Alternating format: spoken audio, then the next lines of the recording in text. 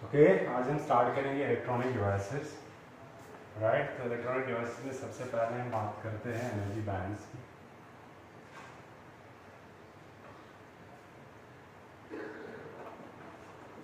Right, energy band जो है हमारे पास सॉलिड्स में है।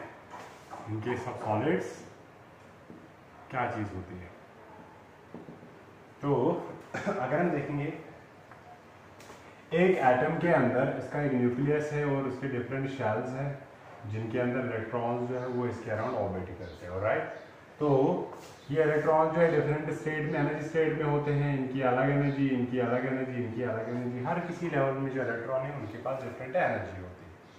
तो और ये इलेक्ट्रॉन इसी एटम के अराउंड रिवॉल्व करता है। But in case of crystal, अगर हम कोई सॉलिड क्रिस्टल देखेंगे उसमें इनर इलेक्ट्रॉन तो छोड़ो हुआ एटम के अराउंड ही रिवॉल्व करते हैं। बट जो ये बाहर वाले इलेक्ट्रॉन्स हैं, अगर आपने सुना होगा मेटेलिक बॉन्डिंग के बारे में, या इनमें क्या होता है, ये आउटर मोस्ट शेल्स के जो इलेक्ट्रॉन्स होते हैं ये एक ही एटम के पास नहीं रहते हैं। They come also in the vicinity of the nearby atom present in that solid device जो हमारे पास है सॉलिड क्रिस्टल है। ऑलराइट, तो इन क्रिस्टल्स में आउटर मोस्ट इलेक्ट्रॉन्स जो है they are not shared by the single atom but they are shared by the neighbouring atoms. ऐसा नहीं है कि बॉन्ड बना रहे हैं, कुछ बना रहे हैं ऑल दैट, बट ऐसा है कि ये जब इकट्ठे होते हैं तो क्या होता है इनके, तो ये जो आउटर मोस्ट इलेक्ट्रॉन्स है जिनको हम बोलते हैं वैलेंस इलेक्ट्रॉन जो है, ये वैलेंस इलेक्ट्रॉन जो है they are shared by different atoms जो इस क्रिस्टल के अंदर प्रेजेंट होते हैं surrounding that given atom. Alright, तो अब क्या होगा, अब ये जो आउटर मोस्ट लेवल्स है जिनको आप बोलते हो एनर्जी लेवल्स, इनके साथ जो आपने पढ़ लिया Bohr's atomic model, Rutherford's atomic model, ये जो एनर्जी लेवल्स है ये energy levels of different atoms जो होते हैं क्रिस्टल में, जिनका जो है जिनके अंदर एनर्जी जो है यूनिफॉर्म होती है, एनर्जी जो है सेम होती है। ठीक है कि नहीं?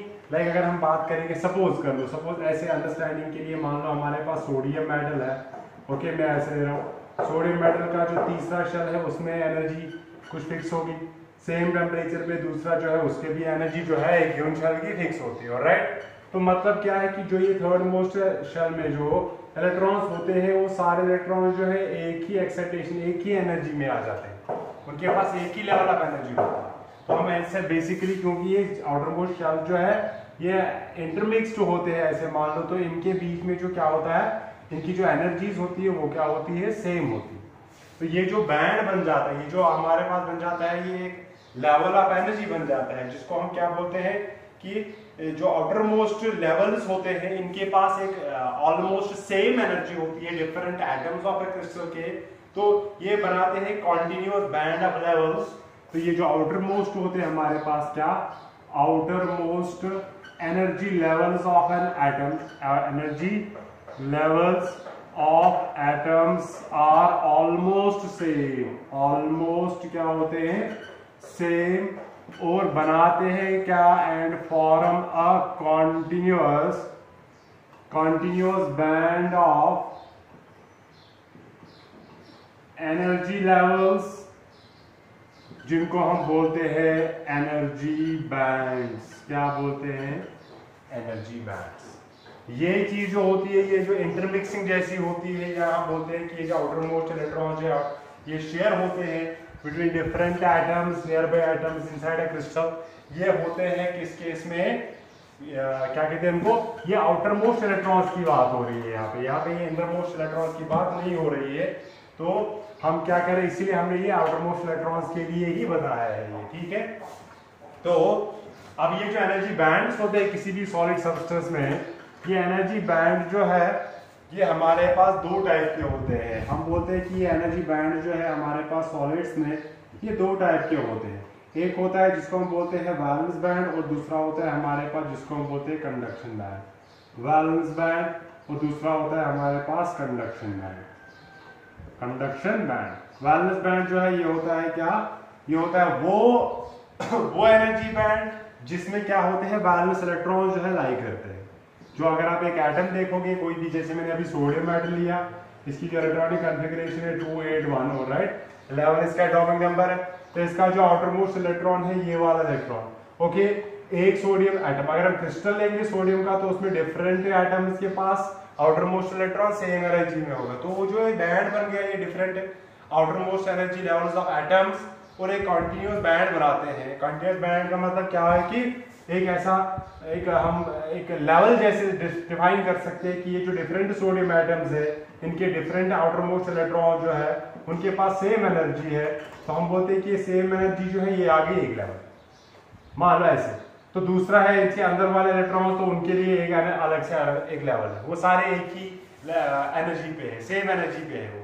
तो ये हमारे पास बन जाता है बैंड। तो ये वैलेंस बैंड क्या हो गया? वैलेंस बैंड होता है जिसमें क्या रहते हैं valence electrons of the substance, valence electron जो है of the solid of the atoms of the solid, atoms of solid जो लाई करते हैं जिसके अंदर, उसको हम बोलते हैं वैलेंस बैंड। वैलेंस बैंड मतलब कि जो हमारे पास ये जो एनर्जी बैंड्स होते हैं इसमें वैलेंस बैंड होते हैं। तो इसमें क्या होते हैं? इसमें होते हैं सिर्फ valence electrons of this crystal. Alright, तो ये है, ये इट्स ऑक्यूपाइड बाय, किसकी वजह से? Occupied by valence electrons, valence electron से ये ऑक्यूपाइड है। ऑलराइट, तो इसमें क्या है, इस वैलेंस इलेक्ट्रॉन्स का मतलब क्या होता है कि वो इलेक्ट्रॉन जो आउटर मोस्ट शेल में प्रेजेंट होते हैं। ऑलराइट, अब ये जो है वैलेंस बैंड, इसको बाद में लिखेंगे। वैलेंस बैंड जो है ये कंप्लीटली फिल हो सकता है या पार्शियली फिल हो सकता है, कंप्लीटली फिल हो सकता है या पार्शियली फिल हो सकता है। ऑलराइट, पूरा भरा होगा या इसमें कुछ स्पेस भी बची होगी। ऑलराइट, ये डिपेंड करता है कि इलेक्ट्रॉनिक कॉन्फ़िगरेशन या एटॉमिक नंबर क्या है सब्सटेंस का। अब क्या होगा? अब ये इस गिवन बैंड में है, इनके पास एक गिवन सेट ऑफ एनर्जी है इन इलेक्ट्रॉन्स के पास जो ये वैलेंस शेल में है। अब अगर आपने कंडक्टर्स देखे होंगे, कंडक्टर्स के केस में क्या होता है, जैसे आयरन की बात करेंगे, इनके एटम्स के न्यूक्लियर को हम बोलते हैं, जो एटम होता है उसको हम बोलते हैं कर्नल, और जो ये इनके पास है इलेक्ट्रॉन एक के पास नहीं होता बल्कि डिफरेंट एटम्स के अराउंड रिवॉल्व करता है, इसको हम बोलते हैं इलेक्ट्रॉन क्लाउड। ओके, जिसको आप बोलते हैं मेटालिक बॉन्डिंग, इलेक्ट्रॉन क्लाउड बोलते हैं इसको। और हम बोलते हैं मेटालिक बॉन्डिंग में क्या होता है, ये positive kernels are held together by the help of electron cloud, जो बहुत सारे इलेक्ट्रॉन्स इनके आउटर मोस्ट शेल में होते हैं जो हर किसी एटॉमिक गैप में रिवॉल्व करते रहते हैं। ओके, तो अब क्या होगा? अब ऐसा भी हो सकता है कि ये जो वैलेंस बैंड के कुछ इलेक्ट्रॉन्स है, वैलेंस इलेक्ट्रॉन जो है वही वैलेंस इलेक्ट्रॉन जो है कि अगर कभी ये सब्सटेंस जो है कंडक्शन करेगा, कंडक्शन ऑफ करंट करेगा, अगर ये इलेक्ट्रिसिटी कंडक्ट करेगा, तो हम बोलते हैं ये तभी करेगा कंडक्ट इलेक्ट्रिसिटी जब इसके पास फ्री इलेक्ट्रॉन्स अवेलेबल होंगे। वो फ्री इलेक्ट्रॉन्स अगर इसमें अवेलेबल होंगे तो वो कहां से होंगे? अंदर वाला ऐसा तो नहीं है कि सोडियम के इनर मोस्ट शेल से 2 इलेक्ट्रॉन्स जो है फिर 8 इलेक्ट्रॉन्स है। ओके, तो फिर तो 1 इलेक्ट्रॉन, ऐसा नहीं होगा कि अंदर वाला इलेक्ट्रॉन निकल के आ जाएगा बाहर और निकलेगा आगे, नहीं, बल्कि जब भी ये कंडक्शन करेगा तो कंडक्शन किसकी वजह से होगा? जब ये वैलेंस इलेक्ट्रॉन जो है फ्री हो जाएंगे इस एटम से and they will travel along the direction of the applied field, या फील्ड के अंदर ये मूव करेंगे, तो तब हम बोलते हैं कि ये क्या करेगा? कंडक्शन करेगा। तो इसलिए हम क्या बोलते हैं? कंडक्शन जो है कंडक्शन बैंड। दूसरा हमारे पास आता है कंडक्शन बैंड। कंडक्शन बैंड कैसे बनता है? जब ये लूजली बाउंड इलेक्ट्रॉन जो है, लूजली बाउंड इलेक्ट्रॉन जो होते हैं of different atoms, different atoms in a crystal, किसी भी क्रिस्टल में, इन अ क्रिस्टल, दे आर, उनके पास एक अपनी एनर्जी जो है लेवल होती है, उनके पास एक अपनी एनर्जी बैंड जो होती है, जिसको हम बोलते हैं क्या? Conduction band. क्या कहते हैं उसको? Conduction band. तो इनके पास एक अपनी एनर्जी लेवल होती है, अपनी एनर्जी लेवल होती है, जिसको हम बोलते हैं क्या?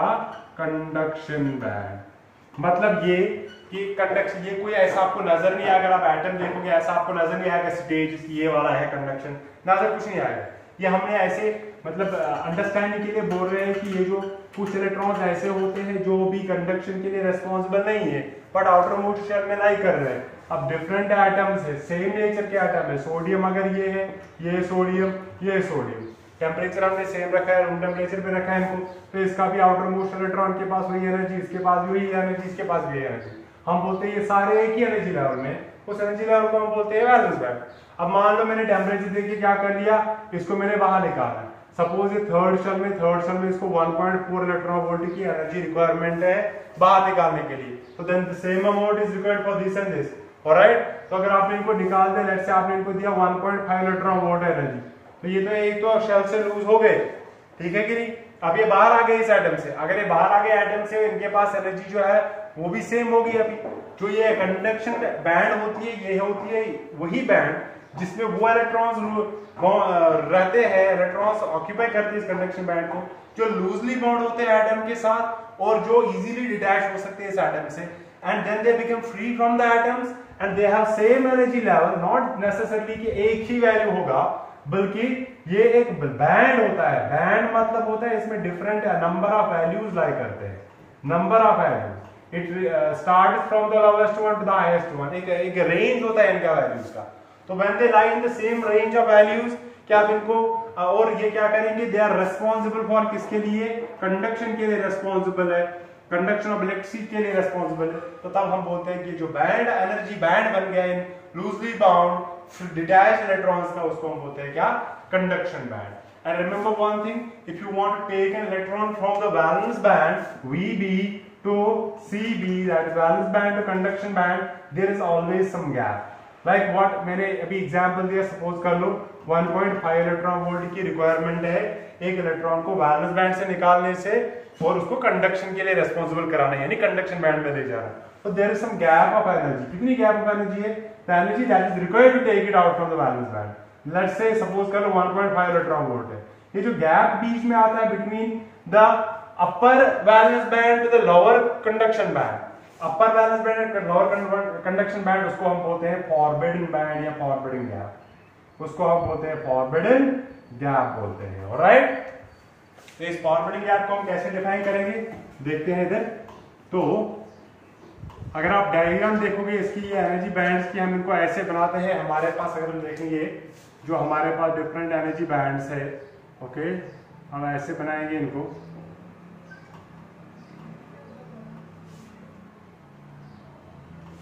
Okay,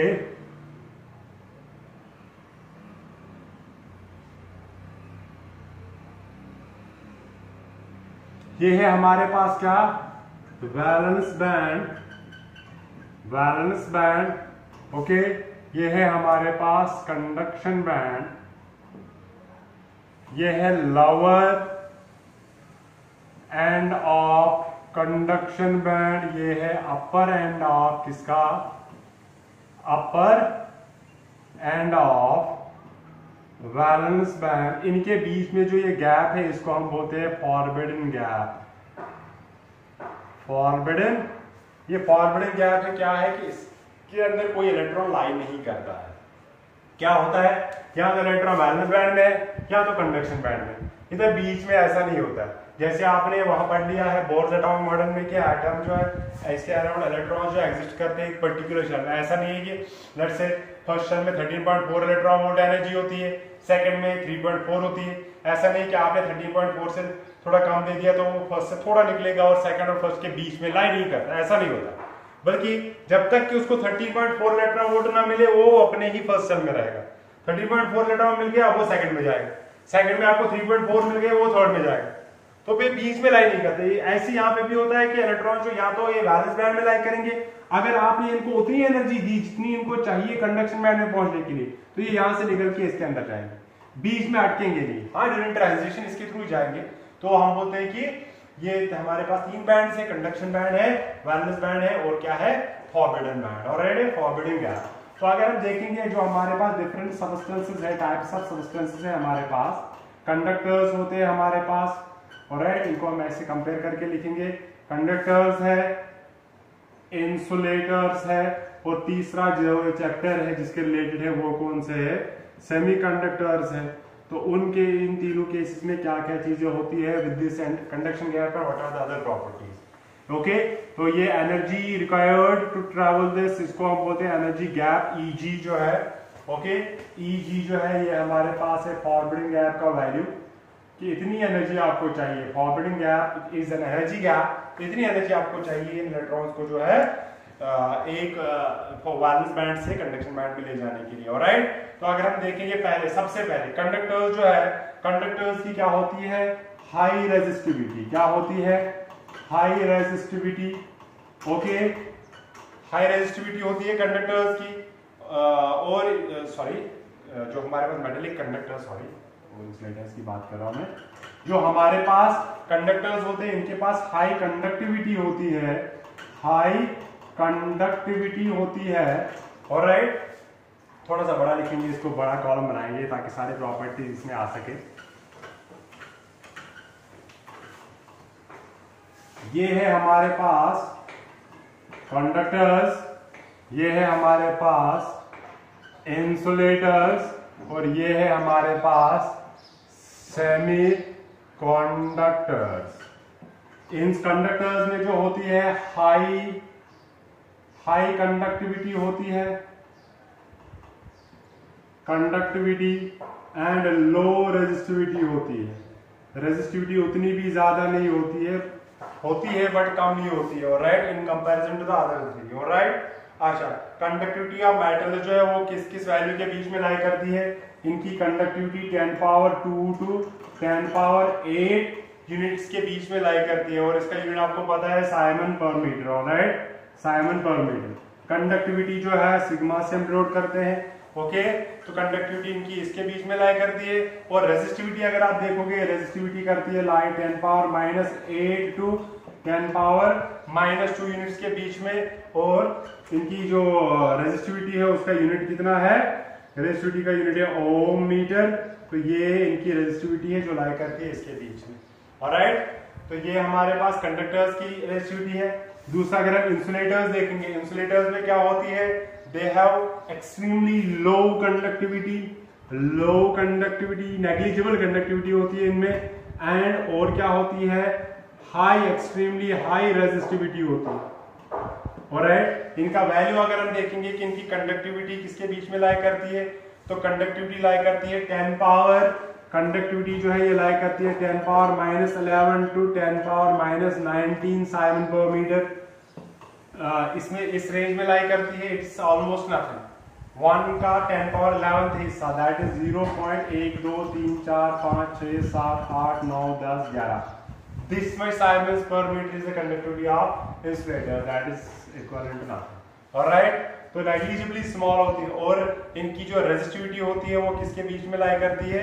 resistivity lies, since conductivity and resistivity are reciprocal of each other, so you can write it is 10 power 11 to 10 power 19 Om metre के बीच में लाई करती है इनकी रेजिस्टिविटी। ऑलराइट, और अगर हम सेमीकंडक्टर्स की बात करेंगे, सेमीकंडक्टर जो है उनकी जो कंडक्टिविटी होती है, ये है उनके पास कंडक्टिविटी और रेजिस्टिविटी जो होती है वो मॉडरेट होती है। क्या होती है?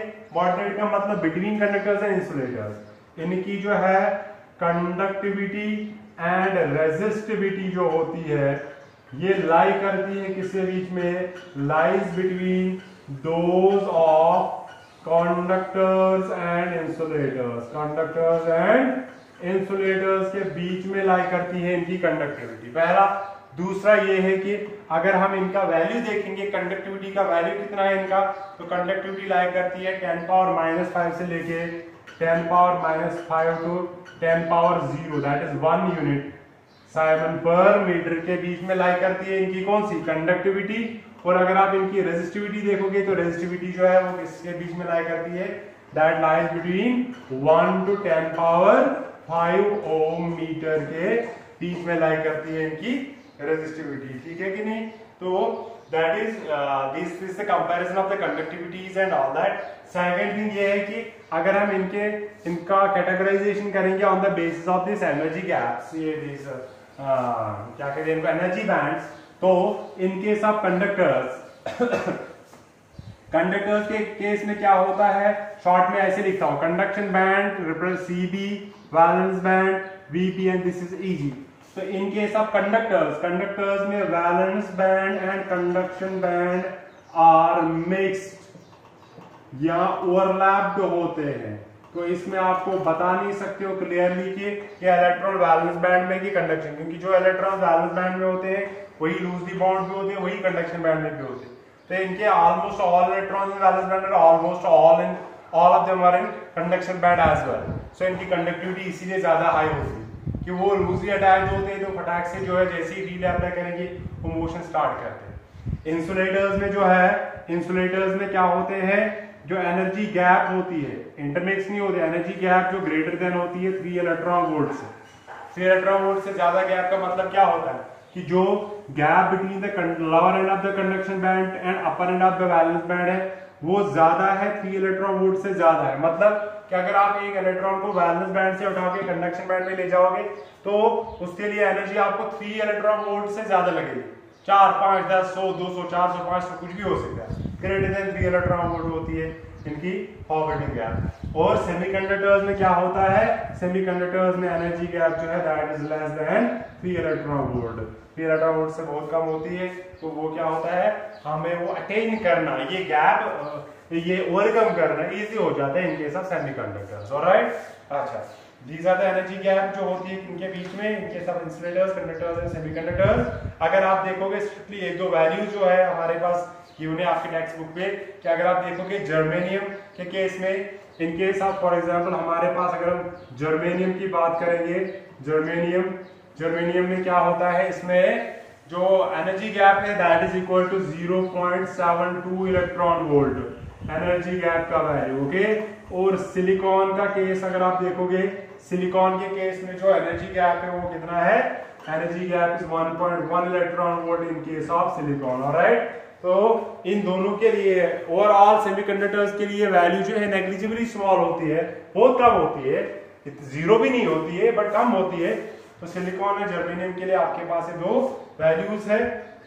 ऑलराइट, तो इन्हीं के बेस में हम कैटेगराइज करते हैं, सेमीकंडक्टर्स की डेफिनेशन भी लिखते हैं। तो ये सेमीकंडक्टर्स ऐसे सब्सटेंसेस होते हैं जिनकी कंडक्टिविटी या रेजिस्टिविटी लाई करती है between those of conductors and insulators, and in case in these substances the energy gap, that is the energy difference between the conduction band and the valence band is less than 3 electron volt. All right, so those are semiconductors। और इन semiconductors की कुछ important properties ये होती है कि, क्योंकि अभी हमें इसी के साथ कंसर्न ये इसलिए हमने बोला ताकि हम ये बता सके इसके मुकाबले में कितना ज्यादा या कम है। तो अब हमारा जो मेन मोटिव है वो यहाँ पे है सेमीकंडक्टर्स के बारे में ही पढ़ना। तो हम सेमीकंडक्टर्स के कुछ इंपॉर्टेंट प्रॉपर्टीज यहाँ पे मेंशन करेंगे। ऑलराइट, तो इंपॉर्टेंट प्रॉपर्टीज पहला क्या है, इनके कुछ प्रॉपर्टीज है सेमीकंडक्टर्स के प्रॉपर्टीज। पहली प्रॉपर्टी ये है कि इनका होता है क्रिस्टलाइन स्ट्रक्चर। क्या होता है, क्रिस्टलाइन स्ट्रक्चर होता है इनके बीच, जो इसका स्ट्रक्चर होता है वो ये क्रिस्टल्स के फॉर्म में एग्जिस्ट करते हैं। ऑलराइट, तो पहली प्रॉपर्टी ये है कि दैट ऑल द इलेक्ट्रॉनिक जो है हमारे पास सेमीकंडक्टर जो होते हैं वो होते हैं क्या, क्रिस्टलाइन स्ट्रक्चर होता है इनका। सेकंड जो है ये क्या बनाते हैं, ये बनाते हैं फॉर्म कोवलेंट बॉन्ड्स, ये बनाते हैं कोवलेंट बॉन्ड्स बनाते हैं ये। Okay, between the neighbouring like silicon बनाएगा। अगर आप सिलिकॉन का वेफर, सिलिकॉन का स्ट्रक्चर देखोगे, क्रिस्टल देखोगे, silicon silicon silicon silicon silicon silicon, ये सारे जो है आपस में क्या बनाते हैं, ये बनाते हैं कौन से bond, covalent bond. Sharing, mutual sharing होती है इनके बीच में इलेक्ट्रॉन्स की। ऑलराइट, तो ये हमारे पास सिलिकॉन या कोई भी और अगर आपके पास सेमीकंडक्टर जो है। ओके, नेक्स्ट प्रॉपर्टी हमने देख ली कि इनकी जो है तीसरी, रेजिस्टिविटी इज लेस देन किससे, resistivity is less than insulators. Alright, but conductivity is greater than insulators. Okay, या आप ऐसा बोल सकते हो कि इनकी रेजिस्टिविटी जो है या कंडक्टिविटी, दोनों केसेस जो रेजिस्टिविटी या कंडक्टिविटी ये लाई करती है बिटवीन किनके बीच में, इंसुलेटर्स और कंडक्टर्स के बीच में। ये प्रॉपर्टी हमने अभी देख ली है कंपैरिजन करके। ऑलराइट, इसके बाद सबसे इंपॉर्टेंट प्रॉपर्टी जो है वो है कि इनका जो है thermal coefficient of resistance, thermal coefficient of resistance जो है वो होता है negative, resistance is negative. Okay, यही को इसी को एक्सप्लेन करेंगे और इसी के साथ हम कंक्लूड करेंगे। ऑलराइट, ये थर्मल कोएफिशिएंट ऑफ रेजिस्टेंस क्या होता है, नेगेटिव वैल्यू होता है इनका। मतलब क्या है इसका, हमने करंट इलेक्ट्रिसिटी में एक इक्वेशन पढ़ ली थी कि resistance at A given temperature is R0 into 1 plus alpha into T minus P0। ये इक्वेशन हमने पढ़ी थी, variation of temperature with resistance. तो यहाँ पे हमने ये अल्फा बोला था, यही अल्फा होता है coefficient of thermal resistance, sorry coefficient या thermal coefficient of resistance. Alpha जो है ये होता है क्या, टेम्परेचर कोएफिशिएंट या thermal coefficient of electrical resistance या सिंपली रेजिस्टेंस। और ये अल्फा का वैल्यू अगर आप यहां से निकालोगे, इसको इधर ले जाओ, it's R T upon R, simplify अगर आप इसको करोगे it will be this R T equal to R not plus alpha R not into T minus T not. तो अगर आप यहाँ अल्फा का वैल्यू निकालोगे it will be R T minus R not, divide करेंगे ये value, it is R not into T minus T not. हमने बोला था it is the ratio of the what is this value, final minus initial divided by initial, that is fractional change in resistance to the change in temperature. ये हमने उस time पे भी define कर लिया था। तो हमने वहां पे देख लिया कि जैसे in case of solids, in solids होता क्या है, अगर टेम्परेचर बढ़ाया आपने, final temperature is greater than initial temperature, तो रेजिस्टेंस के साथ रेजिस्टेंस भी जो है वो भी बढ़ जाता है, ठीक है, क्योंकि वहां पे कोलिजन ज्यादा बढ़ जाते हैं, रेजिस्टेंस बढ़ जाता है। तो अगर मतलब यहाँ पे टेम्परेचर बढ़ाओगे रेजिस्टेंस बढ़ जाएगी। तो ये देखो ये वैल्यू बड़ा है, माइनस छोटा पॉजिटिव, तो ये भी बड़ा हो गया, माइनस छोटा पॉजिटिव, पॉजिटिव है पॉजिटिव। तो हमने बोला था in not solids, in conductors, conductors के केस में क्या होता है, ये इफ अगर टेम्परेचर ज्यादा है देन हमारे पास क्या होता है, फाइनल रेजिस्टेंस भी ज्यादा हो जाती है। तो अगर आप देखोगे ये अल्फा जो हमने उस टाइम पे डिफाइन किया था पॉजिटिव होता है। बट यहाँ पे क्या होता है in case of semiconductors, in semiconductors के केस में क्या होता है, अगर आपने टेम्परेचर बढ़ा दिया है, रेजिस्टेंस का इफेक्टिव वैल्यू जो है वो कम होता है। ओके, तो इफेक्टिव वैल्यू अगर कम हो गया, मतलब नीचे वाला बड़ा माइनस छोटा करोगे तो पॉजिटिव, ऊपर ये छोटा हो गया, ये बड़ा हो गया तो नेगेटिव आएगा। तो हम बोलते हैं कि अल्फा का वैल्यू आएगा क्या, negative. Why does this things happen, क्यों होता है ऐसा कि टेम्परेचर बढ़ाने से रेजिस्टेंस का इफेक्टिव वैल्यू जो है वो क्या होता है, कम क्यों होता है। बेसिकली रेजिस्टेंस का वैल्यू कम नहीं होता है, बट इफेक्टिव वैल्यू जो हमने बोला कि इसका इफेक्ट जैसे कम हो जाता है, वो क्यों। मान लो ये है हमारे पास वैलेंस बैंड, इसमें है 3 इलेक्ट्रॉन्स, हम बनाएंगे बहुत सारे इलेक्ट्रॉन्स, फिलहाल 5 इलेक्ट्रॉन बना लिए। ये है इनका कंडक्शन बैंड, कंडक्शन बैंड में जितने ज्यादा इलेक्ट्रॉन उतनी ज्यादा कंडक्शन। स्टार्ट आपने लिया था कि एक इसका लूजली बॉन्ड इलेक्ट्रॉन है वो यहाँ पे, तो यही आगे चल रहा है, सर्किट में घूम रहा है। तो अब आपको पता है क्या, करंट जो है वो डिपेंड करता है किसके ऊपर, I = VE & depends upon the number of the charge. तो अगर आप number of charge negligibly small है तो करंट भी बहुत कम है, करंट बहुत कम है, इनडायरेक्टली आप ऐसा बोल सकते हो जैसे रेजिस्टेंस बहुत ज्यादा है। अब जैसे आप क्या करोगे, टेम्परेचर बढ़ाओगे, टेम्परेचर बढ़ाने से आप क्या कर रहे हो, basically you are adding energy to these electrons in valence band. आप इनको वो एनर्जी प्रोवाइड कर रहे हो जो इनको रिक्वायर्ड है ये फॉरबिडन गैप ओवरकम करने के लिए। अब सेमीकंडक्टर्स में छोटा सा गैप है, 3 इलेक्ट्रॉन वोल्ट, आप हीट दे रहे हो तो ये 3 इलेक्ट्रॉन वोल्ट से ज्यादा इनको एनर्जी मिल जाती है, कहां पहुंच जाते हैं, कंडक्शन बैंड में। अभी एक था, अभी एक नहीं, एक के बदले में 5-10 इलेक्ट्रॉन्स और आ गए ऊपर। Now how many electrons are there responsible for conduction, पहले था एक कंडक्शन के लिए, तो करंट अकॉर्डिंगली क्या होगा, कम होगा, क्योंकि current is directly proportional to the number of charge. अभी क्या है, अभी n का वैल्यू हमने बहुत ज्यादा कर दिया भाई, इंक्रीजिंग टेम्परेचर इंक्रीज करने से ज्यादा बैलेंस इलेक्ट्रॉन्स निकल के कंडक्शन बैंड में आ गए, तो वहां पे नंबर बढ़ गया, नंबर बढ़ने से करंट बढ़ गया। अगर आपको पता है करंट बढ़ने का ये मतलब होता है कि as if resistance is decreasing by Ohm's law V = IR। Okay, ठीक है कि नहीं। तो इससे क्या हो गया कि यहाँ पे जो effective value of charge carrier जो है वो बढ़ गया, तो हम बोलते हैं कि इसकी रेजिस्टेंस जो है वो कम होगी।